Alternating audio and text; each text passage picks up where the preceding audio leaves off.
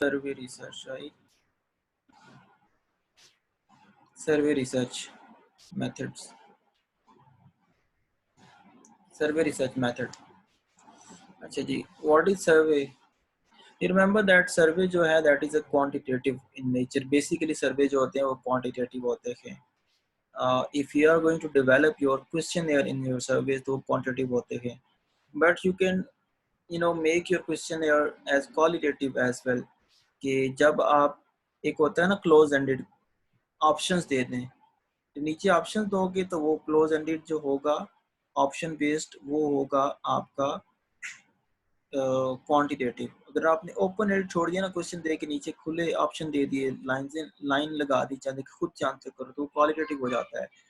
एक सर्वे जो होता है वो इंटरव्यू बेस्ड होता है, वो प्योरली क्वालिटेटिव होता है। ठीक है, surveys are of two types, one is quantitative, the other one is qualitative, but today we are going to talk about the quantitative one.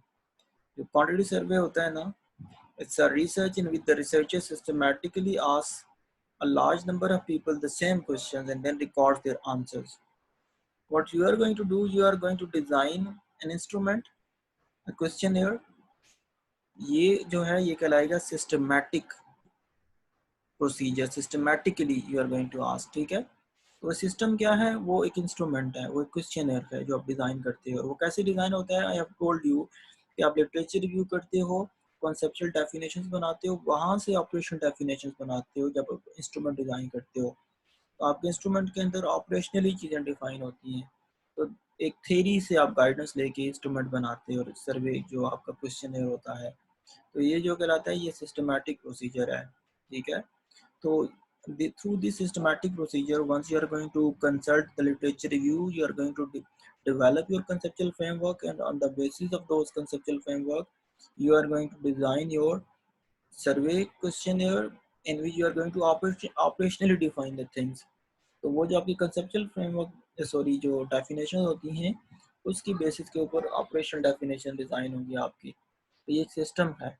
तो इस सिस्टम के through you are going to ask a large number of people the same kind of question, to design your one questionnaire, and every individual of your survey is given the same kind of questionnaire। हर एक को एक ही question दिया जाता है, same different नहीं दिया जाता। जैसे एग्जाम में जाते हो आप लोगों को एक ही तरह का क्वेश्चन पेपर दिया जाता है। तो you are going to ask a large number of people the same question and then record their answers. तो आप उनके आंसर्स को रिकॉर्ड करते हो। इन सिंपल प्लेन वर्ड्स ये सर्वे की डेफिनेशन है कि अ क्वांटिटेटिव रिसर्च में the researcher systematically ask a large number of people the same questions and then record their answers। The surveys are quantitative in nature, they are called as quantitative beasts। Usually लोग जो है ना एक graphs में, charts में, pie charts में results लेते हैं। They are quantitative in nature।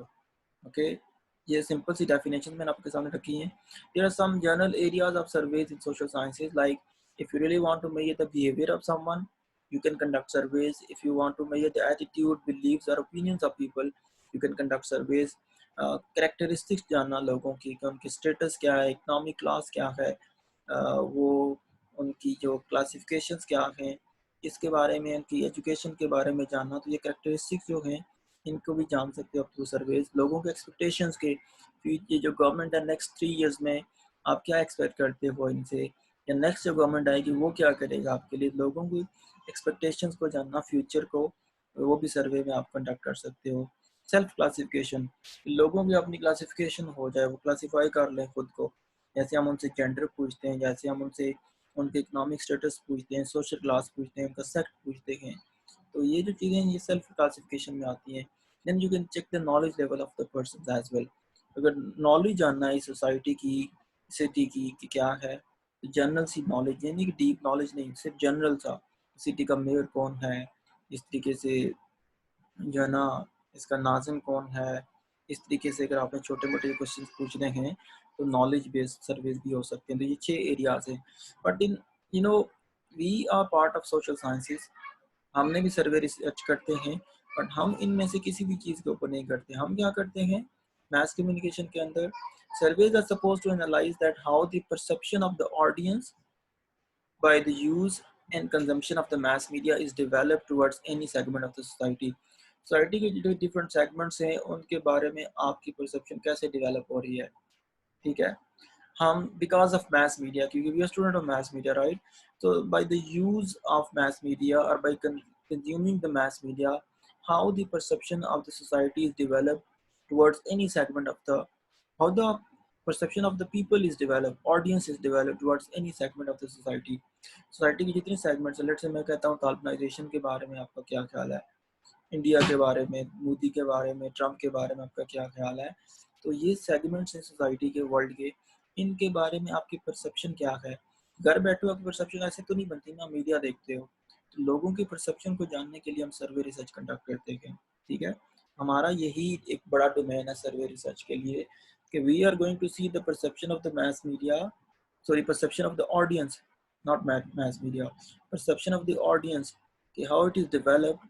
आपको पता है ऑडियंस की परसेप्शन घर बैठे ऐसे नहीं डेवलप होती, वो मीडिया देखते हैं, मीडिया कंज्यूम करते हैं। How their perception is developed towards any segment of the society, तो हम उसके लिए सर्वे रिसर्च करते हैं, राइट। तो survey analyse the perception of the media users and audience. मैं शुरू में आपको ये बताता था कि अगर आपने देखना है कि आपकी परसेप्शन कैसे बन रही है, लेट्स से पीटीआई के बारे में, नवाज शरीफ के बारे में, इमरान खान के बारे में, ट्रम्प के बारे में, किसी भी सेगमेंट, किसी पॉलिटिकल पार्टी के बारे में, सोसाइटी के किसी इशू के बारे में आपकी परसेप्शन कैसे बन रही है। ज़ाहिर बात है परसेप्शन हमारी मीडिया बनाता है। तो हम मीडिया की परसेप्शन बिल्डिंग को देखते हैं by having this by conducting the surveys of the audience, ठीक है। तो survey examine that how media cultivates the minds of the audience. ये लास्ट लाइन बड़ी इंपॉर्टेंट है कि सर्वे जो होते हैं वो एग्जामिन करते हैं कि how media cultivates the minds of the audience. तो हम इसके लिए सर्वेस करते हैं, हम इन एस्पेक्ट के ऊपर सर्वे नहीं करते। ये जो मैंने आपसे शेयर किया था जनरल एरियाज, ये सोशल साइंसेज में होते हैं, बट हमारी फील्ड के अंदर यही एक डोमेन है कि लोगों का, ऑडियंस का परसेप्शन देखना है कि मीडिया की वजह से उनकी परसेप्शन कैसे बनी है किसी भी सोसाइटी के इशू की तरफ, ठीक है। तो जो आपको मैंने टॉपिक्स दिया करता था शुरू शुरू में, कि हम देखते थे कि हाउस होल्ड वीमेन जो हैं उनकी परसेप्शन कैसे बन रही है सोसाइटी के बारे में, by watching the morning shows. तो देखिए मॉर्निंग शोज मीडिया में आते हैं, तो वो देखते हैं, वो सुनते हैं, उनकी वजह से उनकी परसेप्शन कैसे बन रही है। तो हम ये इस तरह के टॉपिक्स लेते हैं। जैसे सोशल मीडिया का हमने रखा था, impact of social media on youth, social impact जो देखे थे कि आप सोशल मीडिया यूज़ करते हो, इसका इम्पैक्ट क्या आ रहा है, आपके ऑडियंस की परसेप्शन कैसे बन रही है। तो इस तरह के टॉपिक्स हम सर्वेस के अंदर लेते हैं। यानी क्या आ गया ये स्टेप्स इन कंडक्टिंग अ सर्वे। तो स्टेप 1 जो है, अभी हम बात करेंगे कि सर्विस के अंदर स्टेप्स कौन कौन से हैं, ठीक है। हम उनको डिस्कस करने जा रहे हैं। Just a second.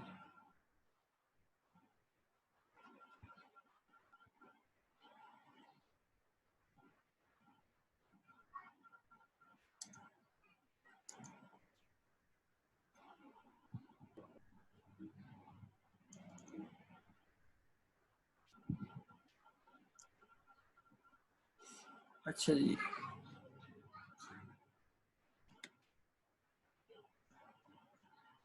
okay, we are going to talk about the steps.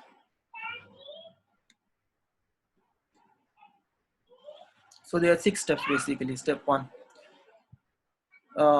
you have to develop hypothesis. आपको पता है क्वांटिटेटिव रिसर्च की हम बात करें तो क्वांटिटेटिव रिसर्च के अंदर हाइपोथेसिस लाजमी डिजाइन होते हैं। तो सर्वे रिसर्च करोगे क्वांटिटेटिव, तो हाइपोथेसिस आपके पास होंगे, ठीक है। देन आपको डिसाइड करना पड़ेगा ये कौन सा सर्वे है। आप मेल सर्वे करोगे, इंटरव्यूज करोगे, टेलीफोन करोगे, लोगों को क्या करोगे। Then you have to write survey questions. This is very difficult stage, writing survey questions. Basically here you are going to operationalize your instrument over here. Just wait.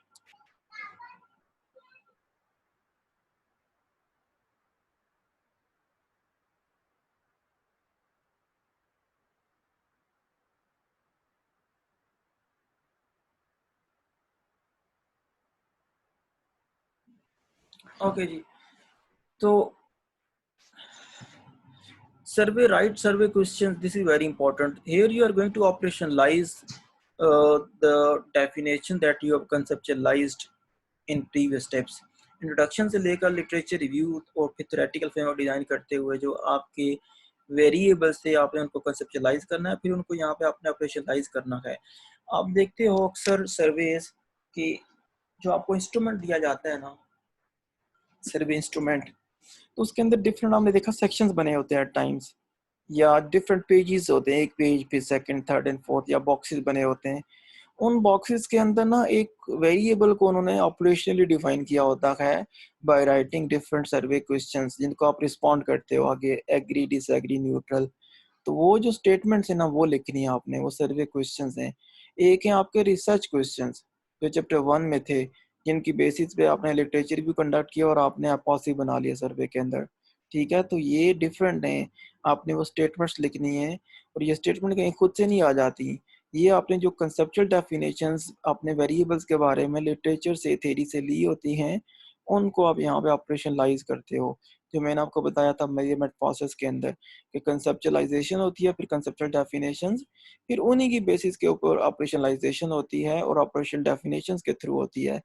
तो मैंने आपको बताया था ऑपरेशन डेफिनेशंस एक वेरिएबल के ऊपर काम करने का नाम है, और ऑपरेशनलाइजेशन एक ओवरऑल होती है सारी। तो आप ओवरऑल अपने टॉपिक को यहाँ पे ऑपरेशनलाइज करने जा रहे हो, but you are going to do that through operational definitions. एक एक वेरिएबल के ऊपर अलग अलग सर्वे स्टेटमेंट्स बनानी है, क्वेश्चंस बनाने हैं। तो ये मुश्किल काम है इसके अंदर, बाकी कोई मुश्किल काम नहीं है। Writing survey questions, so you have to write down them, then you have to decide on response categories. उनके आगे कौन सी कैटेगरीज होंगी आपके पास लिकट 5 पॉइंट स्केल्स नहीं पढ़ सके, टाइम नहीं था। स्केल्स हैं, थर्स्टन स्केल है, गटमन स्केल है, और ऑसमैन गुडमैन स्केल है। तो मैं नाम बोल रहा हूँ उसका, गुडमैन समथिंग लाइक दैट है। एक जो है लिकट है, जो हम बहुत ज्यादा यूज करते हैं, लिकट 5 पॉइंट स्केल। ठीक है, तो वो स्केल हम अपने भी बना सकते हैं और बने बनाए भी उठा सकते हैं। ठीक है, तो हमने 5 पॉइंट स्केल यूज किया। ये मेजरमेंट स्केल्स की बात नहीं कर रहा मैं 5 पॉइंट स्केल जैसे नहीं होता, strongly disagree, disagree, neutral, agree, strongly agree. तो ये 5 पॉइंट स्केल की बात कर रहा हूँ। आपने वो डिसाइड करना है कि कौन सी कैटेगरीज आगे देनी है अगेंस्ट योर सर्वे क्वेश्चंस। सो फिर आपने उसके बाद लेआउट डिजाइन कर लेना है, सर्वे को कैची सा बनाना, इंटरेस्टिंग सा बनाना, कि लोग कंफ्यूज ना हो उसको आंसर करते हुए। ठीक है, तो this is your step 1। Step 2, plan how to record data. आपने सारा प्लान कर लेना है कि कैसे करना है। आपको पता है, जो आप मैनुअली सर्वे कंडक्ट करते हो, सेल्फ एडमिनिस्टर्ड सर्वे हम इसको बोलते हैं। यहाँ मैंने आपको पिछले स्टेप पे डिस्कस किया था, डिसाइड करें कौन सी टाइप ऑफ सर्वे आप कर रहे हो। तो सेल्फ एडमिनिस्ट्रेड सर्वे भी हो सकता है आपका, ये टेलीफोन भी हो सकता है, इंटरव्यू भी, या मेल भी। तो सेल्फ एडमिनिस्ट्रेड भी हो सकता है, खुद जाओ डोर टू डोर, लोगों को बाय हैंड सर्वे आप डिस्ट्रीब्यूट कर सकते हो। तो आपने प्लान करना है कि सर्वे को फिर रिकॉर्ड कैसे करोगे। जो आप सेल्फ एडमिनिस्ट्रेट कर रहे हो ना, तो वो लोग आपको उसी पेज के ऊपर रिस्पॉन्स कर रहे होते हैं ना, तो पेजेस आप संभाल के रखते हैं। ठीक है, हो सकता है आप इंटरव्यू कर रहे हो, तो इंटरव्यू के लिए आपने इसको कैसे रिकॉर्ड करना है, ये प्लान कर लेना है आपने। हो सकता है आप एक फोकस ग्रुप स्टडी कर रहे हो, चंद लोगों को बिठा के आप उनको कैसे रिकॉर्डिंग करनी है, उनका सारा डाटा, ये अपने प्लान कर लेना है यहाँ पे। ठीक है, तो you have to plan how to record your data. आप कोई मोबाइल यूज कर रहे हो, कोई डिवाइस यूज कर रहे हो, कोई वॉइस रिकॉर्डर यूज कर रहे हो, कोई वीडियो रिकॉर्डिंग, कोई कैमरा यूज कर रहे हो इस तरीके से, या आप मैनुअली सर्वे कंडक्ट कर रहे हो, you have to plan it over here. Then you have to conduct pilot testing of your instrument. मैंने आपको बताया था मेथोडोलॉजी के अंदर पायलट टेस्टिंग होती है। ठीक है, तो स्मॉलर स्केल के ऊपर आपने कोई सैंपल लेना है, उनको सर्वे क्वेश्चन डिस्ट्रीब्यूट करना है, और उनसे पूछते जाना है कि आपको प्रॉब्लम तो नहीं हो रही। पायलट टेस्टिंग ना, कोई मुश्किल है स्टेटमेंट को समझ नहीं आ रही, कोई एम्बिग्यूटी है, तो वो जो पॉइंट आउट करेंगे आपने उसको मिनिमाइज करना है। और इस पायलट टेस्टिंग के दौरान मैं आपको बताता हूँ कि जब आप इन लोगों के स्मॉलर स्केल के ऊपर रिस्पॉन्सेज लेते हो ना, तो उसको आप एसपीएस सॉफ्टवेयर में डालते हो, आप रिलायबिलिटी और फिर वैलिडिटी टेस्ट लगाते हैं उसके ऊपर। और उस रिलायबिलिटी वैलिडिटी का जो स्केल, सॉरी, जो रिजल्ट है ना, वो 0.6 से ऊपर आना चाहिए। 0 पॉइंट जो 10 है वो एब्सोल्यूट है, 100% रिलायबिलिटी वैलिडिटी। और इससे नीचे जो है 0.1 10%, 0.000% हो जाती है। तो 0.10 से लेकर 0.99 तक जो है वो उसकी वैलिडिटी का या रिलायबिलिटी का लेवल जाता है। तो अगर 0.6 है ना, तो 60% है। तो इसके ऊपर स्कॉलर्स का जो है ना कोई एग्रीमेंट नहीं है कि जो एक एक्सेप्टेड लेवल क्या है, बट 0.6 से जो है वो मिनिमम सारे लोग कहते हैं इतना आपका लेवल आ रहा है तो एक्सेप्टेड है। 0.7 बहुत अच्छा है, 0.8 9 और बहुत ही अच्छे हैं वो। ठीक है, मैं आपको दिखाऊंगा अभी पायलट टेस्टिंग के दौरान सर्वे इंस्ट्रूमेंट के अंदर कि ये कैसे होता है। तो हम ये टेस्ट लगाते हैं, ठीक है। तो इसके बाद हमें पता चलता है हमारे सर्वे का रिजल्ट क्या है। मैं आपको एक स्पेसिमेन दिखा भी देता हूँ अपने थीसिस का। Hold on.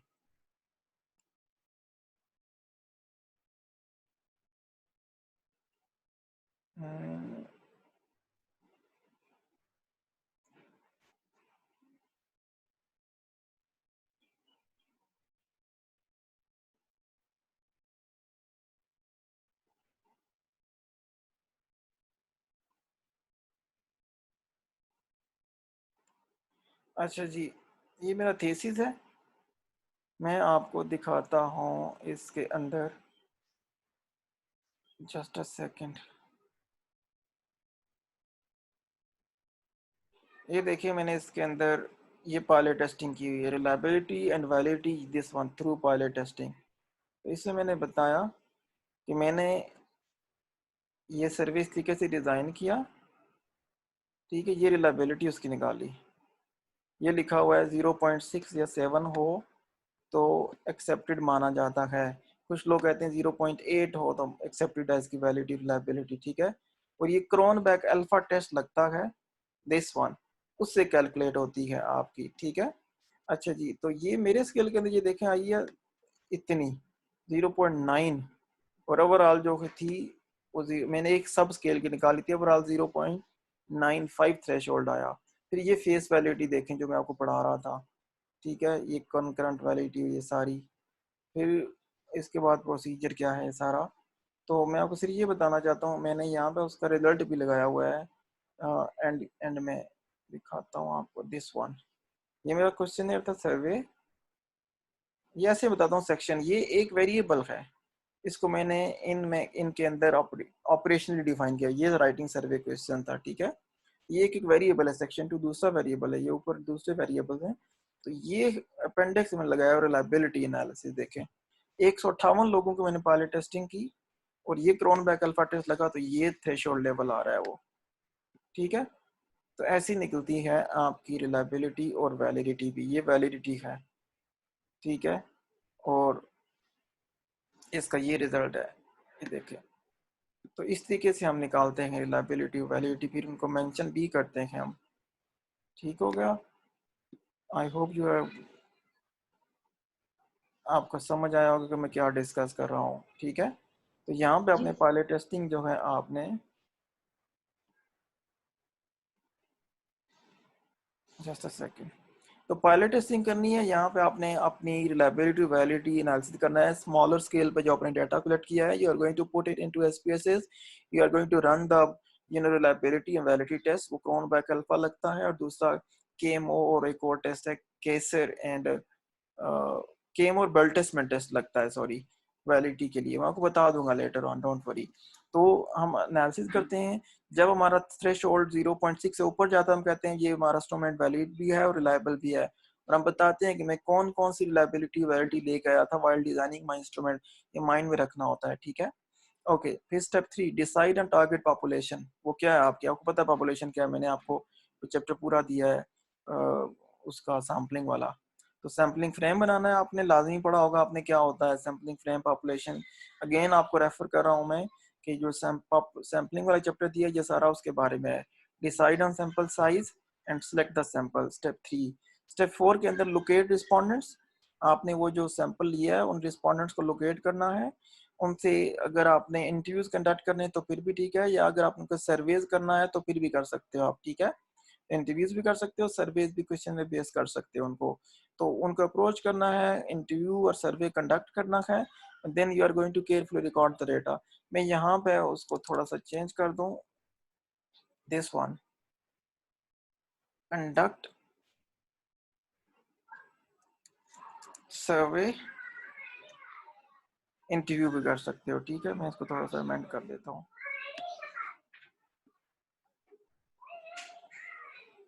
ओके।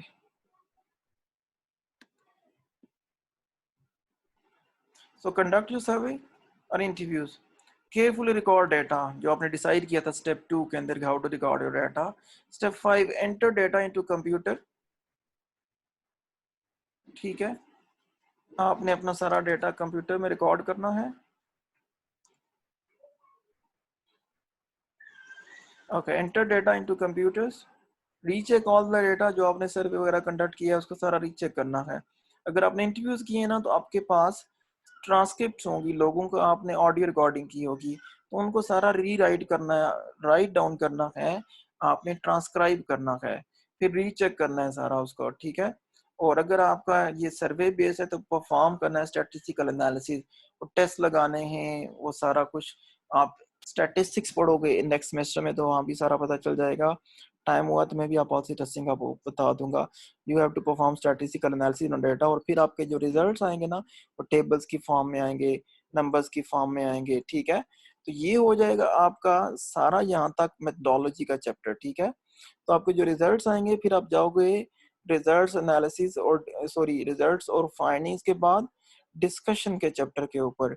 वहां पे आप आपके जो सर्वे जो आपके रिसर्च क्वेश्चन थे, जो जो आपका हाइपोथेसिस थे, इस डेटा से जो आपको स्टैटिस्टिकली टेबल्स और चार्ट्स मिले हुए हैं उनको डिस्कस करना है with the help of literature. मैं आपको शुरू में बता रहा था रिसर्च प्रोसेस पढ़ाते हुए डिस्कशन का चैप्टर बहुत इंपॉर्टेंट है। आपके रिजल्ट्स फाइंडिंग्स को लेकर आपने डिस्कस करना है, और डिस्कशन के अंदर what you are going to do, you are going to either if quantitative if qualitative research की अगर बात करूं तो आपको रिसर्च क्वेश्चन को आंसर करना पड़ते हैं। तो अगर आप क्वांटिटेटिव रिसर्च की बात करो तो आपको हाइपोथेसिस आंसर करना पड़ते हैं, ठीक है।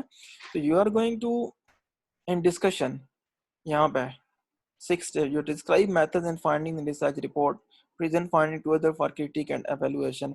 तो इसके बाद कर रहा हूँ, ये डिस्कशन चैप्टर का है। आपके रिजल्ट्स जो आए हैं सर्वे से वो आपने डिस्कस करने हैं with the help of the gaps that you have found in your literature, ठीक है उनको। और इसके साथ आपने अपने हाइपोथेसिस और अपने रिसर्च क्वेश्चन आंसर करने हैं। तो this is the most difficult thing in research. Discussion जो आप करते हो, डिस्कस करते हो अपने रिजल्ट्स को, जो आपने लिटरेचर के अंदर जो गैप्स निकाले होते हैं, जो नॉलेज गैप होता है, जो आपका कंस्ट्रक्ट है, जिसको आपने क्रिटिसाइज किया होता है कि मैं इसको अमेंड करने जा रहा हूँ, इसको चेंज करने जा रहा हूँ, इसके अंदर एडिशन करने जा रहा हूँ, इन थेरीज के अंदर जो लिटरेचर एग्जिस्टिंग रिसर्चेज जो हैं, ठीक है। तो यहाँ पे आप उन डिस्कशन के अंदर वो काम करते हो। This is the most difficult thing, again बता रहा हूँ। डिस्कशन के अंदर आप अपने रिजल्ट्स जो अपने टेबल्स फॉर्म चार्ट्स वगैरह आए हुए हैं उनको डिस्कस करते हो, ठीक है। और जो लिटरेचर के अंदर जो गैप्स हैं उन गैप को ब्रिज करने की कोशिश करते हो, और इस दौरान आप अपने हाइपोथेसिस और आप अपने जो रिसर्च क्वेश्चंस हैं उनको आंसर करते हो।